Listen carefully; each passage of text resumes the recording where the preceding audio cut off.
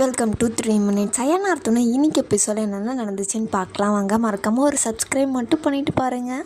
சேரன் பார்த்தீங்கன்னா எல்லாருக்குமே ஜூஸ் கொடுத்துட்டு இருப்பாங்க. அதுக்கப்புறம் நம்ம பாண்டியன் ரூமில் இருப்பாங்க. சோழன் கூட பாண்டியன் பல்லவன்லாம் சரி எங்கே இது பண்ணுறது, துணியெல்லாம் மாற்றுறது எங்கன்னு அவங்க ரூம் கொடுக்குற மாதிரி தெரியலடா, நீங்கள் இங்கேவே மாற்றிக்கோங்க, உங்களுக்கு இன்னும் பிரச்சனை இல்லை அப்படின்றாங்க. சரிண்ணா நாங்கள் இங்கேவே மாற்றிக்கிறோம், நான் போய் அண்ணனை கூட்டிகிட்டு வரேன் அப்படின்னு சொல்லிட்டு பாண்டி கதவை திறப்பாங்க.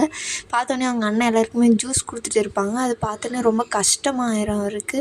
என் அண்ணன் ஏன் இந்த வேலையெல்லாம் செய்யுது அப்படின்ற மாதிரி கஷ்டப்பட்டுட்டு இது மட்டும் சோழனுக்கு தெரியக்கூடாது அப்படின்னு அவங்கள கூப்பிட்றதுக்காக போவாங்க. அண்ணன் எதுக்கு நான் இந்த வேலையில், நம்ம வீடுறா, நம்ம வீட்டில் கல்யாணத்து இதுக்கு நம்ம தானடா பண்ணணும், இங்கே இருக்காங்க அதுக்கெல்லாம் ஆளுங்க இருக்காங்கண்ணே, நீ வானே அப்படின்னு சொல்லிட்டு அவர் கூட்டின்னு போயிடாங்க.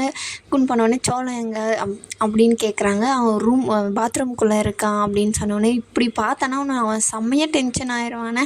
நீ ஃபஸ்ட்டு போய் குளிச்சுட்டு ட்ரெஸ் எல்லாம் மாற்றி எப்படி பாரு நினைஞ்சு போயிருக்கு, இல்லைடா கிச்சனில் இருந்து இதெல்லாம் நீ எதுக்குன்னே செய்கிற இன்னும் பாண்டியனும் பல்லவனும் கேட்டுட்டு இருக்காங்க. இல்லைடா நம்ம வீடு, சரி அவன் வரதுக்குள்ளே நீ போய் குளிச்சுட்டு வந்துடுறீங்க, பாத்ரூம் எங்கே இருக்குதுன்னு சொல்லிட்டு கேட்குறாங்க. அந்த பக்கம் இருக்குது, நீங்கள் போய் பாருங்கள் அப்படின்னு சொல்லிட்டு அவங்களுக்கு வழி சொல்லி அனுப்புகிறாங்க. அவரும் நல்லா குளிச்சு முடிச்சுட்டு எல்லாமே ரெடியாகி வராங்க. நல்லா கோட் சூட்டெல்லாம் போட்டுட்டு நல்லா இருக்காங்க. எல்லா ட்ரெஸ்ஸுமே நல்லா இருக்கா. ஐயோ அண்ணா நீ தானே அழகாக இருக்க அப்படின்றாங்க. டேய் மாப்பிள்ளை நீ தாண்டா அப்படின்னு. இல்லை நான் அடுத்த மாப்பிள்ளை நீ தானே, நீ தான் அழகாக இருக்க அப்படின்றாங்க.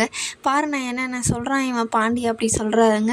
ஏண்டா அப்போ நான் அழகா இல்லையா அப்படின்னாலும், இல்லைண்ணா நீ அழகு தான், ஆனால் அவன் ரொம்ப ஓவராக இது பண்ணுறானே அப்படின்னு சொல்லிட்டு எல்லாமே கலாய்ச்சி பேசிட்டு சந்தோஷமாக இருக்காங்க.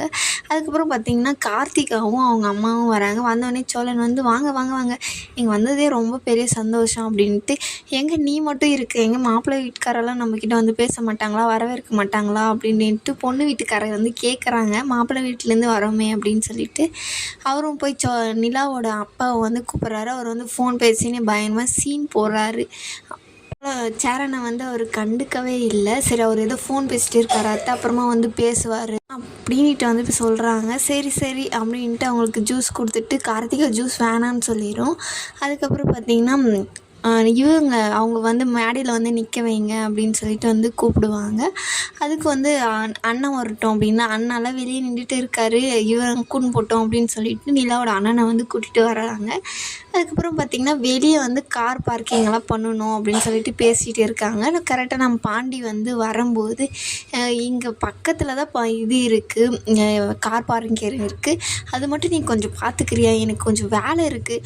அவர் ஒரு வேலையுமே செய்கிறதில்ல, ஆனால் எல்லாத்தையுமே பாண்டிகிட்ட சோழங்கிட்ட இவங்ககிட்ட சேரன் அண்ணாக்கிட்ட இவங்ககிட்டே மாற்றி விட்டுட்டு போயிடுறாங்க. அவரும் சரி இப்போ முடியாதுன்னு சொல்ல முடியாது அப்படின்னு சொல்லிட்டு சரி பண்ணுறேன் அப்படின்னு சொல்லிட்டு ஒரு கார் வந்தோடனே அதை பார்க் பண்ணுறதுக்காக இவருக்கு எடுத்துகிட்டு போகிறாரு.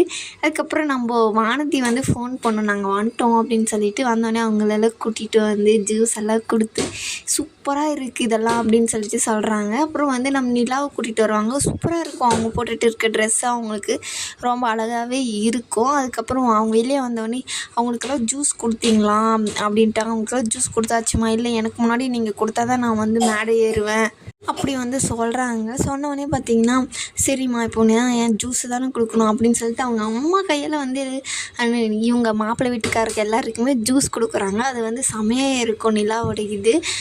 அவங்களும் ஜூஸ் கொடுத்துட்டாங்க. அம்மா போதுமா அப்படின்னு சொல்லிட்டு எல்லாம் இது இப்போ மேடை ஏறலாமா அப்படின்னு சொல்லிட்டு ஏறிட்டு மாலெல்லாம் மாற்றிட்டு க்யூட்டாக இருப்பாங்க அவங்க 2 பேரும். அதுக்கப்புறம் ஃபோட்டோ எடுத்துக்கலான்னு சொல்லிட்டு இவங்க பாண்டியன் நம்ம சேரன் எல்லாமே பல்லவன் 3 பேரும் போவாங்க.